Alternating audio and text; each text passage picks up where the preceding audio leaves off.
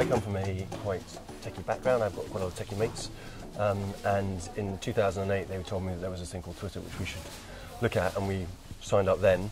But we didn't really do a great deal on the account for the first few years because we weren't quite sure. We knew that Twitter was possibly the coming thing. It was quite a long time ago, 5 years ago.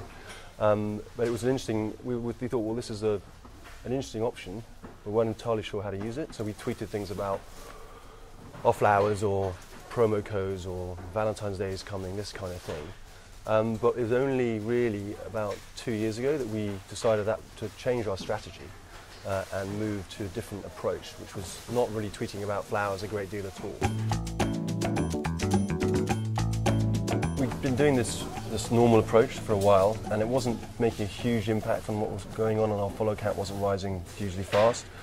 It felt a bit pushy. Now, the thing is that if you think about your average UK consumer, they buy flowers typically 2 to 3 times a year. So that's basically Valentine's Day, Mother's Day, maybe Christmas, maybe a birthday, something like that. So what that means is that they don't really need the services of a florist very often. So therefore, there's no point following a florist on Twitter because what they're tweeting, if they're just tweeting promo codes and sort of promotional stuff, is not really of interest most of the year. So we thought, well, how do we get it so that people are interested in following our account and having our name in their head every day?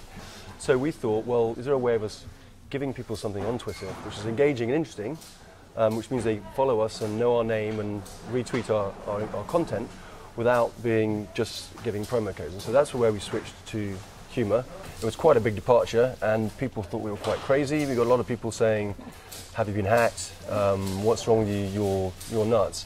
But actually, quite quickly, the follower count rose really rapidly. So it rose from a couple of thousand to coming on to about 18,000 now, in a matter of, well, not months, but maybe just a year and a half, something like that.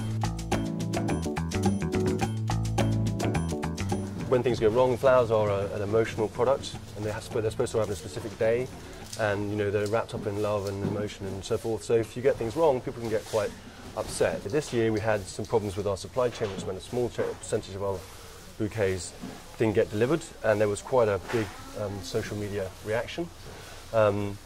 And so we immediately put one person in charge 100% all day of our social media presence. So they were rapidly updating, answering all the questions. We had hundreds, actually probably more like thousands of tweets and questions. Twitter was a great way of putting the message out that everything's under control, here's what we're doing, and we're very sorry. It's early days with Twitter cards for us. We implemented it, I guess, 6 weeks ago, something like that. The reason we did is because our general approach is to be, we're obviously marketing arena flowers, but in a kind of low-level, non-invasive, non-annoying, non-pushy way.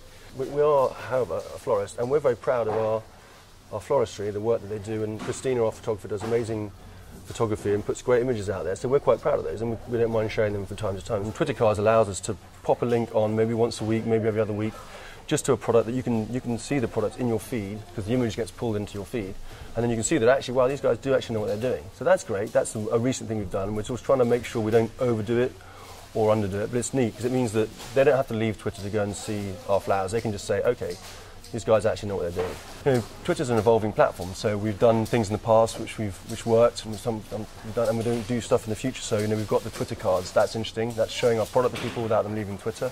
People are buying flowers because of the promo code that's on the landing page on our site, and that's linked to by a lot of people. That's kind of the point, is that they should, if they want flowers, we're there. We can do that, and we'll do a good job. And it works, and it generates quite a lot of sales for us.